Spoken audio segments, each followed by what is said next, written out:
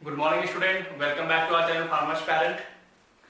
Last class में हम लोगों ने क्या कंप्लीट किया था बेटा? Strategy for enhancement in food production में हम लोगों ने एनिमल ब्रीडिंग का जितने भी कॉन्सेप्ट थे वो सारे कॉन्सेप्ट हम लोग क्या कर लिए थे, कंप्लीट कर लिए थे। फ्रॉम टुडे क्लास हम लोग कहाँ पर क्या देखेंगे, डिस्कस करेंगे बेटा? प्लांट ब्रीडिंग सेक्शन जो है बेटा वो डिस्कस करना क्या करेंगे, स्टार्ट करेंगे। मैं एक छोटा सा इंट्रोडक्शन आपको दे दूं, थोड़ा सा मैं रिकॉल करा दूंगा आपके मेमोरी को। प्लांट ब्रीडिंग में मैंने आपको इंट्रोडक्शन जब मैंने बताया था स्ट्रेटजी वाला जो सेकंड पार्ट ऑफ वीडियो था उसमें मैंने इंट्रोडक्शन अबाउट प्लांट ब्रीडिंग और सिंगल सेल प्रोटीन के बारे में मैंने कुछ पॉइंट आपको बताया थे। अच्छा, जिस प्रकार से हम एनिमल ब्रीडिंग करते हैं बेटा फॉर बेटर यील्ड के लिए या डिजीज रेजिस्टेंस के लिए या बेटर क्वालिटी के लिए, जिस प्रकार से हम एनिमल ब्रीडिंग करवाते हैं प्रोसेस, उसी प्रकार से प्लांट ब्रीडिंग की प्रोसेस हम लोग क्या करते हैं बेटा, तो for better quality and for better yield, यानी इसका कंसंट्रेशन यानी इसका जो अमाउंट है बेटा वो अमाउंट फूड का क्या हो वो इंक्रीज हो। और आपको मालूम है मोस्टली जो ह्यूमंस बीइंग है बेटा वो क्या है, तो प्लांट स्पीसीज के ऊपर क्या है, डिपेंडेंट। यानी मोस्टली जो ह्यूमंस बीइंग है बेटा वो अपनी फूड के लिए, अपने न्यूट्रिशन के लिए किसके ऊपर डिपेंडेंट है, प्लांट के ऊपर डिपेंडेंट है। इट मींस ये जो प्लांट है, ये प्लांट्स हमारे लाइफ के लिए बहुत इंपॉर्टेंट है। अब जितने भी सीरियल्स है बेटा लाइक राइस, मेज, व्हीट, ये जितने भी या पल्सेस वगैरह हो गए, बाजरा, ज्वार हो गया, ये जितने भी सीरियल्स हैं, जितने भी अनाज हैं, तो जब हम पहले की बात करें यानी जब हम बहुत पहले की बात करें सिंस ह्यूमन सिविलाइजेशन, जब ह्यूमंस की सिविलाइजेशन स्टार्ट हुई थी उस केस की अगर हम बात करें तो उस समय conventional type of plant breeding होती थी। यानी कि एक कन्वेंशनल मेथड के थ्रू हम क्या करते थे, प्लांट को कल्टीवेट करते थे अपने फील्ड में, अपने खेतों में, और उसके बाद जो भी ग्रेन्स वहां पर होते थे, जो भी सीरियल्स वहां पर होते थे बेटा उसको हम क्या करते थे, ह्यूमंस बीइंग कंज्यूम करते थे। लेकिन आपको मैंने बताया था कि इस चैप्टर को पढ़ने का मोटिव ही हमारा यही है कि जो ड्रास्टिक चेंजेस आया था, एकाएक पॉपुलेशन इंडिया की इंक्रीज हुई थी, तो उस पॉपुलेशन या तो वर्ल्ड की जो पॉपुलेशन का एक ड्रास्टिक चेंजेस उसमें आया था बेटा, इंक्रीज हुआ था, तो उन पॉपुलेशंस को प्रॉपर न्यूट्रिएंट सप्लाई करने के लिए हम लोग क्या कर रहे थे, इस चैप्टर के कुछ इंपॉर्टेंट पॉइंट को डिस्कस कर रहे थे। यानी अगर ड्रास्टिक चेंजेस पॉपुलेशन में आ गया और लैंड एरिया यानी जो खेतों की जो एरिया था बेटा, जो हमारा फील्ड था, वो एरिया धीरे धीरे कम होते गए, क्योंकि हम क्या करना स्टार्ट कर दिए थे बेटा, इंडस्ट्रियलाइजेशन, हमने इंडस्ट्री फिट करना स्टार्ट कर दिए, वहां पर घर बनाना स्टार्ट कर दिए, तो सारी विकासीकरण होना स्टार्ट हो गया। तो जो भी खेत था, जो भी लैंड एरिया था, जो कृषि भूमि थी, वो धीरे धीरे क्या होती गई, कम होते गए। उनका जो एरिया था, क्षेत्रफल था बेटा, वो क्या होता गया, कम होता गया, और पॉपुलेशन उसके पैरेलल में इंक्रीज होते जा रहे थे। उन पॉपुलेशंस को प्रॉपर न्यूट्रिएंट्स के लिए एक तो हमने एनिमल हस्बेंड्री यानी एनिमल ब्रीडिंग, हमने एक टेक्निक पढ़ा कि कैसे मिल्क, एग या मीट की प्रोडक्शन को इंक्रीज करके ह्यूमन पॉपुलेशंस को कंज्यूम करने के लिए दे सकते हैं। वैसे ही प्लांट के केस में भी हम देखेंगे कि कैसे प्लांट के केस में प्लांट की यील्ड को यानी प्लांट के उत्पादन क्षमता को हम इंक्रीज करें, प्लांट की क्वालिटी को हम इंक्रीज करें, और उसके बाद ह्यूमन कंजप्शन के लिए जो भी न्यूट्रिएंट्स की रिक्वायरमेंट हो वो सारे न्यूट्रिएंट्स को हम लोग क्या करें, फुलफिल करें। तो इसके लिए बेटा एक छोटा सा कॉन्सेप्ट एनसीईआरटी ने कवर किया है, ग्रीन रिवॉल्यूशन। आपको याद होगा कि मैंने आपको फिशरीज में पढ़ाया था ब्लू रिवॉल्यूशन। जब मैं आपको फिश यानी कि जो हमारा मत्स्य पालन था बेटा, फिशरीज जो था हमारा एनिमल हस्बेंड्री में, तो उसे मैंने आपको ब्लू रिवॉल्यूशन बताया था। ब्लू रिवॉल्यूशन किससे रिलेटेड था, तो एक्वा कल्चर से रिलेटेड था, यानी फिश से रिलेटेड था। वैसे ही ग्रीन प्लांट यानी जो प्लांट्स है बेटा, प्लांट्स की क्वालिटी को इंक्रीज करने के लिए, प्लांट के यील्ड को इंक्रीज करने के लिए, उनकी परसेंट को इंक्रीज करने के लिए एक रिवॉल्यूशन हुई थी बेटा। उस रिवॉल्यूशन को हम क्या बोलते हैं, ग्रीन रिवॉल्यूशन। तो ग्रीन रिवॉल्यूशंस को आगे हम फर्दर डिस्कस करेंगे, और ग्रीन रिवॉल्यूशंस के कारण ही इंडिया जो है, जो क्या हो गया बेटा, कैपेबल हो गया अपनी 120-130 करोड़ पॉपुलेशंस को प्रॉपर न्यूट्रिएंट सप्लाई करने के लिए, as well as for export. यानी कि भारत केवल और केवल ग्रीन रिवॉल्यूशन के कारण ही क्या हो गया था, ग्रीन रिवॉल्यूशन के कारण ही इतनी ज्यादा इनके उत्पादन क्षमता बढ़ गई, इतना ज्यादा यहाँ पर परसेंट ऑफ यील्ड इंक्रीज हुआ बेटा हमारी ग्रेन से रिलेटेड, सीरियल से रिलेटेड, कि भारत अपनी पॉपुलेशंस को प्रॉपर सप्लाई करते हुए भी क्या कर रहा था बेटा, तो फॉरेन यानी जो विदेश थी या दूसरे कंट्रीज में अपनी जो सीरियल्स था बेटा, अनाज को एक्सपोर्ट करना क्या कर दिया, स्टार्ट कर दिया, यानी निर्यात करना स्टार्ट कर दिया, just because of green revolution. Revolution. तो बहुत इंपॉर्टेंट पॉइंट है ग्रीन रिवॉल्यूशन से, जो आगे हम फर्दर इसको क्या करेंगे, डिस्कस करेंगे प्लांट ब्रीडिंग प्रोसेस देखने के बाद में आपको ग्रीन रिवॉल्यूशन पे लाऊंगा। तो फिलहाल जो भी चीज है, ये जो प्लांट ब्रीडिंग हुई, प्लांट ब्रीडिंग में जो भी सक्सेशन यहाँ पर हम देखने को मिलेगा, जो भी प्रोसेसेस हमें देखने को मिलेंगे, ये सारे के सारे प्रोसेस हमें ग्रीन रिवॉल्यूशन के अंदर में हमें क्या करने हैं, डिस्कस करने हैं।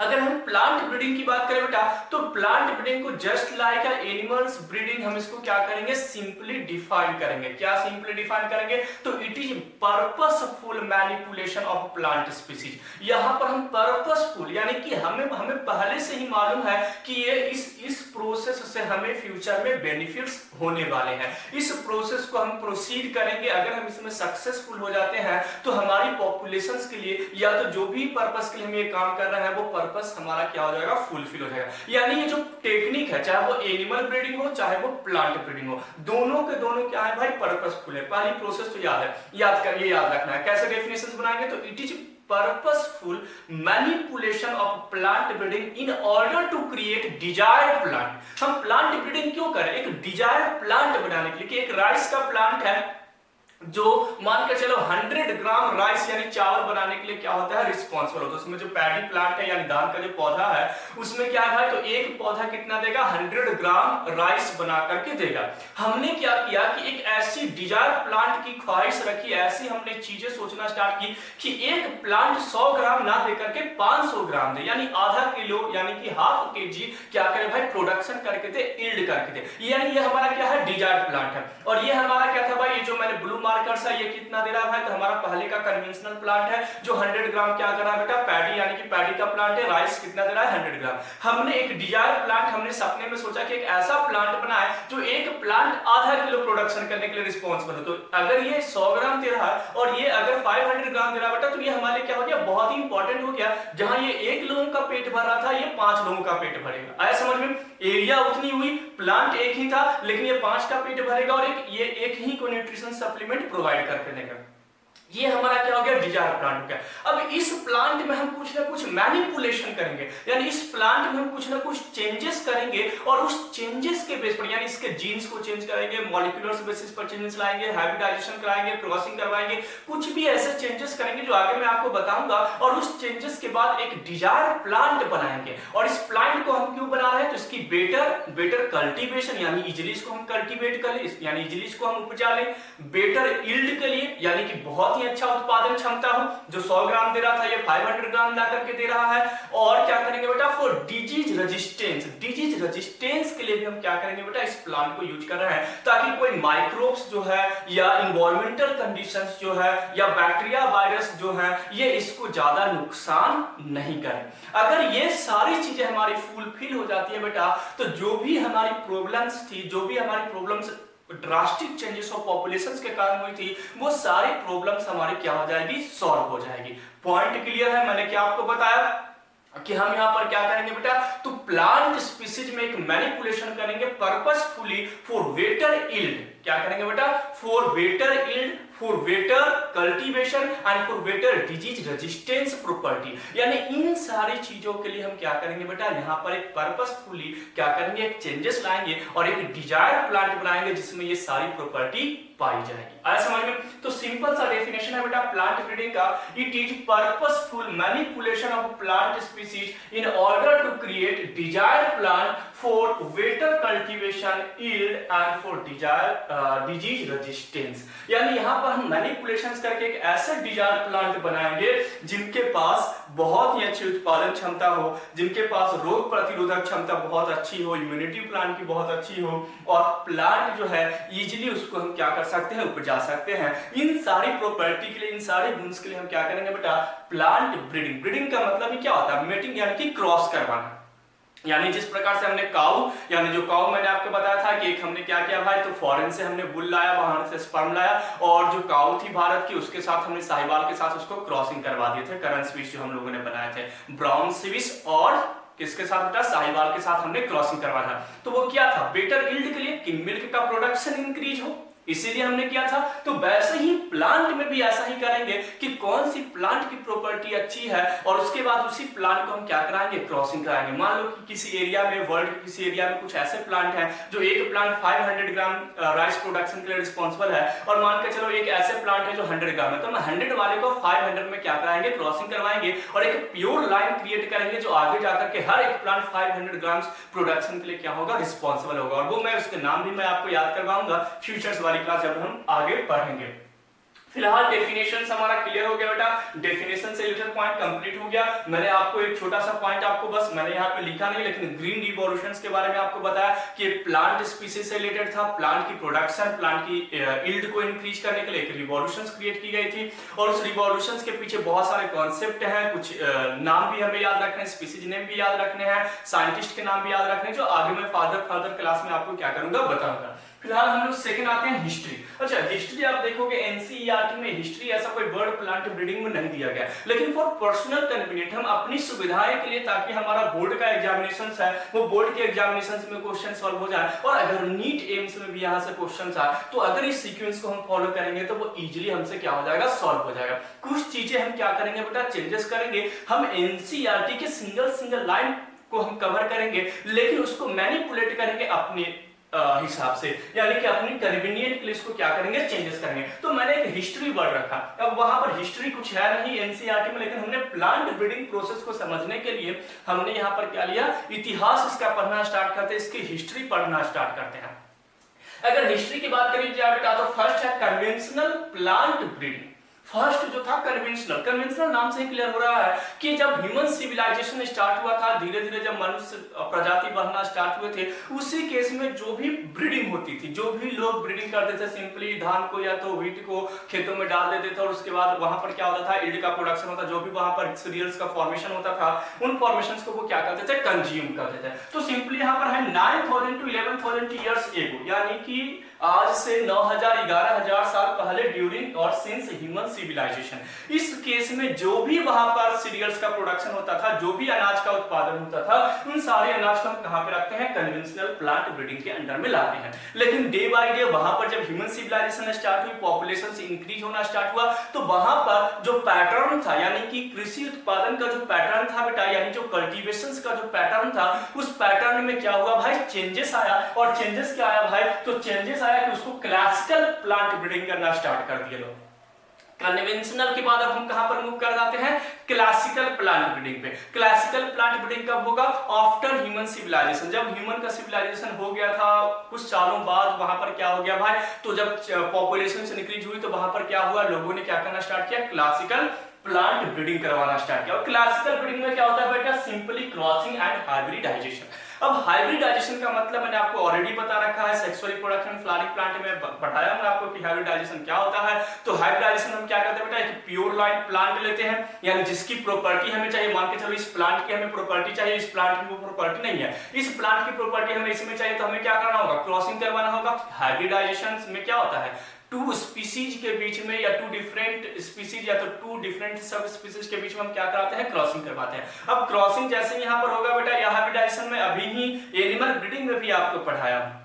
तो हाइब्रिडाइजेशन में क्या होता है बेटा, टू डिफरेंट स्पीसीज को हमने क्रॉस किया, जो भी हमारी डिजायर प्रॉपर्टी उस डिजायर प्रॉपर्टी को क्या करने के लिए, अपने अचीव करने के लिए। तो यहाँ पर हम क्या करते हैं बेटा, प्योर लाइन के बीच में क्रॉसिंग करवाते हैं। प्लांट की अगर हम हाइब्रिडाइजेशन की बात करें तो क्या कराएंगे बेटा, तो सबसे पहले प्लांट को ग्रोथ करवाएंगे, ग्रोथ करवाने के बाद क्या कराएंगे भाई, बैगिंग, इमैस्कुलेशन की जरूरी नहीं है, अगर बाइसेक्सुअल प्लांट है तो इमैस्कुलेशन हमें करना होगा, बैगिंग करना होगा, क्योंकि हमें डिजायर प्लांट को ही क्या करना है, वहां पर क्रॉसिंग करवानी है। ये सारे टेक्निक मैं ऑलरेडी बता रखा हूं। उसके बाद क्या करेंगे बेटा, पॉलिनेशन, या तो सेल्फ पॉलिनेशन कराएंगे या तो क्रॉस पॉलिनेशन करवाएंगे। और पॉलिनेशन यानी कि जो डिजायर हमारी प्रॉपर्टी उसके साथ हम क्या कराएंगे, पॉलिनेशन करवाएंगे। और उसके बाद हम क्या करते हैं बेटा, तो डी बैगिंग करवाते हैं। डी बैगिंग के बाद क्या करते हैं, वहां पर फर्टिलाइजेशन के बाद जाइगोट और एम्ब्रायो सीड का फॉर्मेशन स्टार्ट होता है। तो उन टेक्निक को क्लासिकल प्लांट ब्रीडिंग में रखते हैं। Crossing, hybridisation both are comes under in classical plant breeding। इस पॉइंट को याद रखना है नीट के लिए बेटा, कि नीट के अंदर में आपको पूछा जाएगा कि क्लासिकल प्लांट ब्रीडिंग के अंदर में कौन से टेक्निक को हम यूज करते हैं, तो कौन सा हो जाएगा, क्रॉसिंग एंड हाइब्रिडाइजेशन। इन दोनों टेक्निक को प्लांट ब्रीडिंग में कहां पे रखा गया, क्लासिकल में।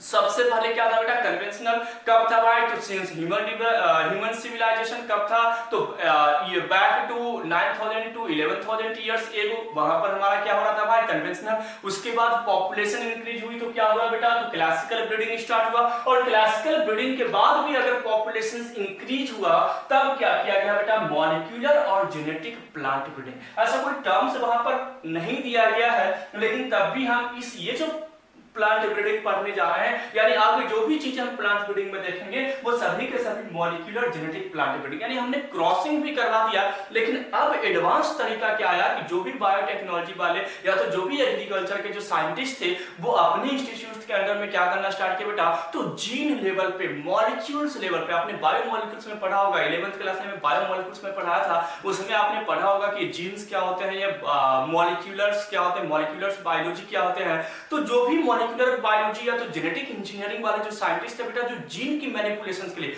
यानी जो डिजायर जीन है, यानी जिस जीन के पास हमारी बॉडी में हर एक प्रॉपर्टी के लिए कौन रिस्पॉन्सिबल है, जीन रिस्पॉन्सिबल है, तो उस जीन को हम आइसोलेट करते हैं। सोचो कितनी ये कितनी पर्पसफुल और कितनी कॉम्प्लिकेटेड प्रोसेस है बेटा, जिस प्रोसेस को क्या कर रहे हैं साइंटिस्ट आज के डेट में क्या कर रहे हैं, उसको अचीव कर रहे हैं। एक्चुअली क्या है कि एक प्लांट है, प्लांट के अंदर क्रोमोसोम है, उसके अंदर डीएनए है, डीएनए के अंदर जीन है, और उस जीन को हम क्या करते हैं, आइसोलेट करते हैं। उस जीन को हम पहचानते हैं कि कौन सा ऐसा जीन है जो प्लांट की, मान के चलो ये प्लांट जो 500 राइस को प्रोडक्शन कर रहा था, तो इस प्लांट के अंदर ऐसा कौन सा जीन है जो 500 राइस की प्रोडक्शन के लिए रिस्पॉन्सिबल है। हमने उस जीन को क्या कर लिया, आइसोलेट कर लिया, वहां से बाहर किया और दूसरे प्लांट में क्या कर दिया बेटा, इंजेक्ट कर दिया, उसको क्रॉस करवा दिया। तो यहां पर मॉलिक्यूलर लेवल पे, यानी जो मॉलिक्यूलर बायोलॉजी से रिलेटेड जो साइंटिस्ट हैं, जीन मैनिपुलेशन से रिलेटेड यानी जो जेनेटिक इंजीनियरिंग से रिलेटेड जो साइंटिस्ट हैं, इन्होंने क्या किया बेटा, तो जो हमारे स्पीशीज थे उनके मॉलिक्यूल्स लेवल पे जाकर के, उनके जीन लेवल पे जाकर के ब्रीडिंग करवाना स्टार्ट कर दिया टू डिफरेंट प्लांट के बीच में। और वो ब्रीडिंग एक बहुत ही बड़ी जो ग्रीन रिवॉल्यूशन था बेटा, ग्रीन रिवॉल्यूशन के पीछे ये molecular plant breeding, genetic plant breeding का बहुत बड़ा रोल है कि हमने उस जीन को आइसोलेट किया और उस जीन को दूसरे प्लांट के साथ क्रॉस करवा करके उस प्लांट की यील्ड को हमने इंक्रीज कर दिया, उस प्लांट के डिजीज रेजिस्टेंस को हमने इंक्रीज कर दिया। जैसे मान के चलो कोई प्लांट है उसमें डिजीज रेजिस्टेंस कैपेसिटी है, उस डिजीज रेजिस्टेंस के लिए क्या होगा, कोई ना कोई जीन रिस्पॉन्सिबल होगा, उस जीन को हमने बाहर किया, और जिस प्लांट में डिजीज रेजिस्टेंस कैपेबिलिटी नहीं थी उस प्लांट में हमने उसको क्या कर दिया, ऐड कर दिया। तो आने वाले समय में कोई भी बैक्टीरिया, वायरस, फंजाई इसको अफेक्ट नहीं करेगा। इन सारी प्रॉपर्टी को हम कर क्या रहे थे, प्लांट ब्रीडिंग का मतलब ही क्या था कि फॉर बेटर यील्ड, हमें यील्ड बढ़ाना है, क्वालिटी हमें बढ़ानी है, प्लांट की कल्टीवेशंस को इजी करना है, और इसके अलावा डिजीज रेजिस्टेंस बनाना है ताकि बेटर से बेटर हमें क्या मिले, प्रोडक्शंस वहां पर देखने को मिले। तो इन सारी चीजों के लिए बेटा आज के डेट में ये क्या किया जा रहा है बेटा, मॉलिक्यूलर और जेनेटिक प्लांट ब्रीडिंग किया जा रहा है। इस जेनेटिक प्लांट ब्रीडिंग के बेस पर ही हम जो भी हमारी पॉपुलेशंस है उन पॉपुलेशंस को न्यूट्रिशंस प्रॉपर सप्लाई कर रहे हैं। इवन इंडिया जो हमारी प्रोडक्शन है, जो सीरियल्स है, जो अनाज है, उसको बाहर एक्सपोर्ट करने के लिए भी क्या हो गया, कैपेबल हो गया। तो एक्चुअली हमें पूरे चैप्टर जो आने वाले समय में जो भी चीजें पढ़नी है बेटा वो किसके अंदर पढ़नी है, मॉलिक्यूलर और जेनेटिक प्लांट ब्रीडिंग। इसलिए मैंने यहां पर हिस्ट्री के केस में आपको बताया कि सबसे पहले कन्वेंशनल हुआ, जैसे ही वहां पर चेंजेस हुई तो क्लासिकल आया, और नाउ अडेज क्या यूज हो रहा है बेटा, तो मॉलिक्यूलर और जेनेटिक लेवल पे प्लांट ब्रीडिंग कराई जा रही है, और इससे रिलेटेड जो भी प्रोडक्शन, उस प्रोडक्शन को हम क्या कर रहे हैं बेटा, कंज्यूम कर रहे हैं। अब अगर हम बात करें बेटा मॉलिक्यूलर और जेनेटिक प्लांट ब्रीडिंग पे, तो यहाँ पर हमें दो चीजें पढ़नी है, एक तो एडवांटेजेस और सेकंड हमें पढ़ना है स्टेप, यानी कौन कौन से ऐसे स्टेप को हम फॉलो करेंगे। और इस ये जो प्लांट ब्रीडिंग है, मॉलिक्यूलर और जेनेटिक प्लांट ब्रीडिंग जो है बेटा, इसके एडवांटेजेस क्या है इसको हम क्या करेंगे, पढ़ेंगे यहाँ पर अच्छे से। एडवांटेजेस समटाइम्स पूछे जाते हैं बोर्ड के एग्जामिनेशन में, या तो एम करके पूछा जाता है, what is the aim of molecular और जेनेटिक प्लांट ब्रीडिंग, या तो what is the aim of plant breeding, ये भी पूछ सकता है। जरूरी नहीं है कि यहाँ पर मॉलिक्यूलर और जेनेटिक प्लांट ब्रीडिंग पूछे, वो डायरेक्ट प्लांट ब्रीडिंग के भी एडवांटेज, तो डायरेक्ट अगर प्लांट ब्रीडिंग के भी आएगा तो आपको एडवांटेज में यही लिखने हैं, है ना। तो एडवांटेजेस भी पूछ सकता है, बेनिफिट्स करके क्वेश्चन पूछ सकते हैं, या तो एम भी पूछा जा सकता है कि प्लांट ब्रीडिंग का एम एक्चुअली क्या है। तो एम हो या एडवांटेज हो, बेनिफिट्स हो बेटा, इन सभी में आपको एक ही आंसर लिखना है जो पॉइंट मैंने यहां पर आपको दिए हैं। एडवांटेजेस क्या है बेटा, हम इस मॉलिक्यूलर लेवल पे प्लांट ब्रीडिंग करते हैं तो उसका एम या हमारा जो पर्पस क्या था बेटा, तो पर्पस था increase crop yield and quality. Obviously हम ये काम क्यों कर रहे हैं भाई, प्लांट ब्रीडिंग का काम क्यों कर रहे हैं, तो हम यील्ड को बढ़ाना चाहते हैं, उत्पादन क्षमता बढ़ाना चाहते हैं, और उसकी क्वालिटी को हम क्या करना चाहते हैं बेटा, इनहेंस करना चाहते हैं। फर्स्ट पॉइंट हमारा ये हो गया। सेकंड है increase tolerance to insect and pest. हाँ, जो इंसेक्ट है बेटा, जो प्लांट को क्या करते हैं, हार्म करते हैं, सबसे ज्यादा कोस्टल जो यहाँ पर जो टीटी जिसको बोलते हैं बेटा, ग्रास हॉपर, ये सबसे ज्यादा क्या करते हैं बेटा, प्लांट को क्या करते हैं, हार्म करते हैं। ये सबसे ज्यादा ग्रेन्स को क्या करते हैं, कंज्यूम करते हैं। तो उसके लिए भी कुछ चीजें ऐसी है, तो दूसरे भी ऐसे इंसेक्ट हैं जो प्लांट को हार्म करते हैं। उन इंसेक्ट और पेस्ट के अगेंस्ट प्लांट बॉडी क्या करता है, रेजिस्टेंस डेवलप करता है। ये हमारा क्या है बेटा, एक पर्पस है प्लांट के ब्रीडिंग का, कि हम एक नई प्लांट बनाएं जिनकी यील्ड बहुत अच्छी हो, क्वालिटी बहुत अच्छी हो, उसको कोई इंसेक्ट हार्म नहीं करे, उसको कोई पेस्ट हार्म नहीं करे। ये हमारा क्या था भाई, पर्पस था। नेक्स्ट बेटा, increase tolerance to environmental stress. Environmental stress यानी जो वातावरण में जो स्ट्रेस है इन्वायरमेंट का, जैसे टेम्परेचर, सैलिनिटी, ड्राफ्ट, इन सब में भी वो प्लांट हमारा क्या हो जाए, सर्वाइव करे। यानी कभी कभी सूखा पड़ जाता है ड्राफ्ट एरियाज में, तो वहां भी प्लांट क्या करे, अपने आप को सर्वाइव करके वहां पर हमारा प्रोडक्शन करवाए। टेम्परेचर, एक्सट्रीम टेम्परेचर पे यानी हाई टेम्परेचर में भी प्लांट सर्वाइव कर जाए, और सैलिनिटी एरिया में भी प्लांट क्या करे, प्रॉपर ग्रोथ करे। ये भी हमारा क्या है बेटा, एक पर्पस होता है। नेक्स्ट है रेजिस्टेंस टू पैथोजेंस। पैथोजेंस की रेजिस्टेंस के लिए, और पैथोजेंस में हम क्या याद कर सकते हैं, तो वायरस, फंजाई, बैक्टीरिया, ये सब मैं बताऊंगा कि ये कौन कौन से डिजीज कॉज करते हैं, ये भी आगे मैं आपको बताऊंगा, है ना। नेक्स्ट क्लास में आपको इन सारी चीजों को आपको आने वाले क्लास में देखने को मिलेगा।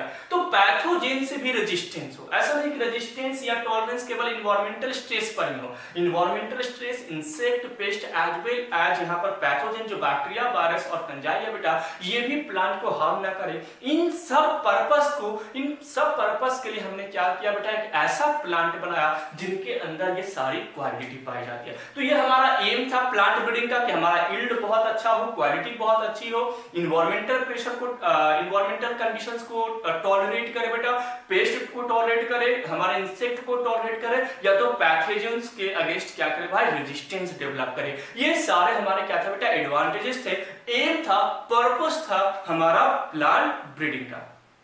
अब इन सारे पर्पस के लिए हमें क्या करना होगा, ब्रीडिंग करवाना होगा। हाइब्रिडाइजेशन तो हम पहले ही पढ़ चुके हैं, क्रॉसिंग हम पहले ही पढ़ चुके हैं, सेक्सुअल रिप्रोडक्शन फ्लावरिंग प्लांट में भी मैंने आपको बताया, या तो अभी ही हाइब्रिडाइजेशन मैंने एनिमल ब्रीडिंग में आपको बताया है। उस कॉन्सेप्ट को आपको केवल प्लांट ब्रीडिंग, प्लांट पे क्या करना है, स्पीशीज पे अप्लाई कर देना है। अब यहाँ पर है कि जो हम प्लांट ब्रीडिंग कर रहे हैं मॉलिक्यूलर लेवल पे या जेनेटिक प्लांट ब्रीडिंग करवा रहे हैं, ये सारी क्वालिटी जो हमें चाहिए, तो इसके लिए हमें क्या करना होगा, प्रोसेसेस पे जाने होंगे। कुछ ऐसे प्रोसेस होंगे बेटा जिस प्रोसेस को हमें क्या करना होगा, फॉलो करना होगा, और उस प्रोसेस के थ्रू ही हम क्या करेंगे बेटा, इस प्लांट की जो ब्रीडिंग करवा रहे हैं, यानी नए प्लांट का फॉर्मेशन करेंगे, डिजायर प्लांट बना रहे हैं, उसके लिए हमें कुछ ना कुछ स्टेप को क्या करने होंगे, फॉलो करने होंगे। यानी जो प्लांट ब्रीडिंग है बेटा, डायरेक्टली तो ये स्टार्ट होगा नहीं, इसके कुछ क्या होंगे, स्टेप होंगे। उसी स्टेप को साइंटिस्ट क्या करते हैं, फॉलो करते हैं, और उसके बाद डिजायर प्लांट का क्या करते हैं, प्रोडक्शन करते हैं।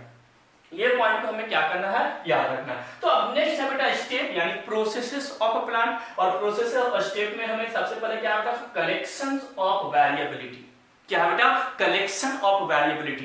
वेरिएबिलिटी यानी कि डिफरेंट जो है, मतलब मान के चलो ये प्लांट 100 ग्राम दे रहा था और ये 500, तो ये क्या है, वेरिएबल है, अलग है। तो सबसे पहले हम इसको क्या करेंगे, सिलेक्ट करेंगे कि भाई अगर राइस का प्लांट है तो सबसे ज्यादा राइस की प्रोडक्शन के लिए कौन प्लांट रिस्पॉन्सिबल है, उस प्लांट को हम सिलेक्ट करेंगे। आया समझ में? ऐसा नहीं ये 100 ग्राम है, कोई 200 है, कोई 300, कोई 400। जैसे मान के चलो बहुत सारे प्लांट है, ये 100 ग्राम दे रहा था एक प्लांट, ये प्लांट था जो 200 दे रहा था, ये प्लांट क्या था 300 दे रहा था, और ये प्लांट क्या था भाई, तो 1 kg दे रहा था। मान के चलो हमारे पास ये A B C D 4 क्या है बेटा, प्लांट है, और ये क्या है भाई, 4 प्लांट अलग अलग प्रोडक्शन दे रहे थे। तो हम सिलेक्शन किसको करेंगे, जो 1 kg दे रहा था, तो यही है सिलेक्शंस ऑफ वेरिएबिलिटी। सबसे पहले वेरिएबिलिटी को हम सिलेक्ट करेंगे, या तो यील्ड के लिए, क्वालिटी के लिए भी कर सकते हैं, डिजीज के लिए कि हाँ भाई इस प्लांट को, या मान के चलो ये प्लांट जो है 200 ही ग्राम देता है लेकिन डिजीज इसको नहीं होती है, कोई बीमारी इसको नहीं होती है, या ये ड्राफ्ट कंडीशन में सर्वाइव कर जाएगा, हाई टेम्परेचर में सर्वाइव कर जाएगा, तो उस पर्पस के लिए हम इसके जीन को भी आइसोलेट कर सकते हैं। आया समझ में?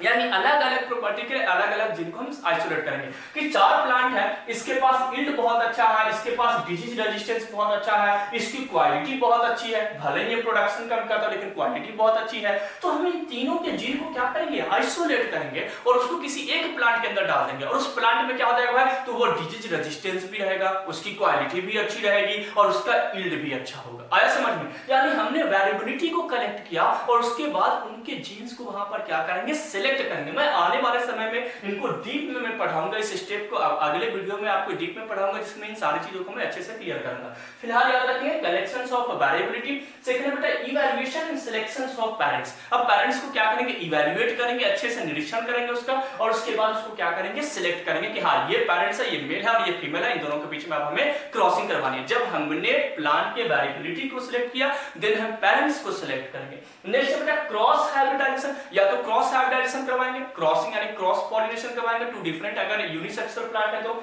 या तो अमंग द सिलेक्टेड पेरेंट्स क्या कराएंगे भाई, तो क्रॉस हाइब्रिडाइजेशन करवाएंगे, यानी इसके जीन अलग है, इस प्लांट के जीन अलग है, दोनों की प्रॉपर्टी अलग है, इन दोनों को क्रॉसिंग करवाएंगे तो ऑब्वियसली क्या हो जाएगा, क्रॉस पॉलिनेशन। और क्रॉस पॉलिनेशन को यहाँ पर हम क्या करेंगे बेटा, क्रॉस हाइब्रिडाइजेशन के अंदर में कंसीडर करेंगे। तो अब क्या होगा बेटा, क्रॉस हाइब्रिडाइजेशन होगा। नेक्स्ट है selections and testing of superior recombinant. अब जो सिलेक्शंस होगा मतलब क्रॉसिंग के बाद जो भी प्रोजनी बनेगा, जो भी चाइल्ड बनेगा, तो उसको अब हम सिलेक्ट करेंगे। ऐसा नहीं है कि अगर एक प्लांट के बीच में हमने क्रॉसिंग करवा दिया इन दोनों के बीच में तो सारे के सारे प्लांट ही अच्छे होंगे जो हम चाहते थे डिजायर था, ऐसा नहीं कि सारी विश हमारी पूरी हो जाएगी। हो सकता है यहाँ पर 5 सीड बना है तो 5 में से 3 सीड के पास जो हम चाहते थे वो प्रॉपर्टी है, लेकिन 2 सीड के पास ऐसी प्रॉपर्टी आ गई जो हम चाहते ही नहीं थे। तो यहाँ पर सिलेक्शंस करना भी जरूरी है। हम उन 3 को ही अब आगे लेकर के जाएंगे आने वाले टाइम पे प्रोसेस पे, ना कि हम इन दोनों को लेकर के जाएंगे, क्योंकि जो हम नहीं चाहते थे वो चीजें इसके अंदर आ गई, इसके अंदर वो डेवलपमेंट हुआ ही नहीं जो हम चाहते थे, जो हमारी विश थी। तो उसके लिए हम क्या करेंगे बेटा, तो selection and testing of superior recombinant. हम जो सुपीरियर है यानी उनमें सबसे बेस्ट जो है, जो डिजायर प्लांट का जो हमारा सबसे सुपीरियर और इंफीरियर, तो क्वालिटी मैंने आपको लास्ट क्लास में आपको बताया था एनिमल ब्रीडिंग में, सुपीरियर यानी जो बेस्ट है, तो जो बेस्ट यहाँ पर प्रोजनी होगा बेटा, जो बेस्ट हमारा चाइल्ड होगा, जो बेस्ट सीड होगा, यहाँ पर जो बेस्ट प्लांट होगा, उसी प्लांट को हम क्या करेंगे बेटा, सिलेक्ट करेंगे, लैब में उसको टेस्ट करेंगे और जो भी सुपीरियर होगा उस सुपीरियर को हम क्या करेंगे वहां पर आइसोलेट करके अगली प्रोसेस के लिए क्या करेंगे बेटा, प्रोसीड करेंगे।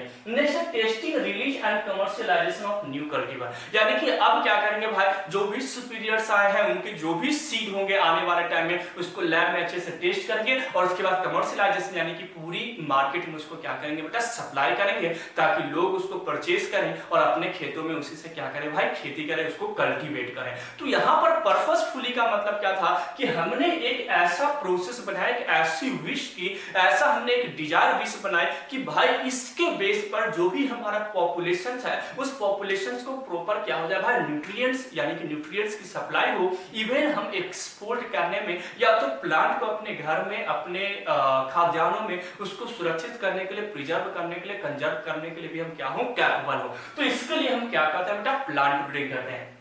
इस प्रोसेस को, इस स्टेप को आने वाले समय में, आने वाले क्लास में मैं अच्छे से डिस्कस करूंगा बेटा कि हमने कलेक्शंस किया, वेरिएबिलिटी को, फिर पेरेंट्स को सिलेक्शन करवाया, क्रॉस हाइब्रिडाइजेशन करवाया, उसमें से हमने सुपीरियर को सिलेक्ट किया और उस सुपीरियर्स के ही प्रोडक्ट को आने वाले टाइम पे हम क्या करेंगे बेटा, कमर्शियलाइज करेंगे, उसको मार्केट में क्या करेंगे बेटा, सप्लाई करेंगे। तो ये तो आज वाली क्लास था बेटा, जो इंट्रोडक्शन में मैंने प्लांट ब्रीडिंग के बारे में आपको बताया कि ग्रीन रिवॉल्यूशन छोटा सा टर्म था जिसको मैंने डिस्कस नहीं किया बेटा। आगे मैं इस स्टेप को पढ़ाने के बाद आपको मैं ग्रीन रिवॉल्यूशन पे ही लेकर के जाऊंगा। फिलहाल हम लोग यहाँ पर कुछ अपनी कन्वीनियंट के लिए एनसीईआरटी से थोड़ा सा हट करके हमने कुछ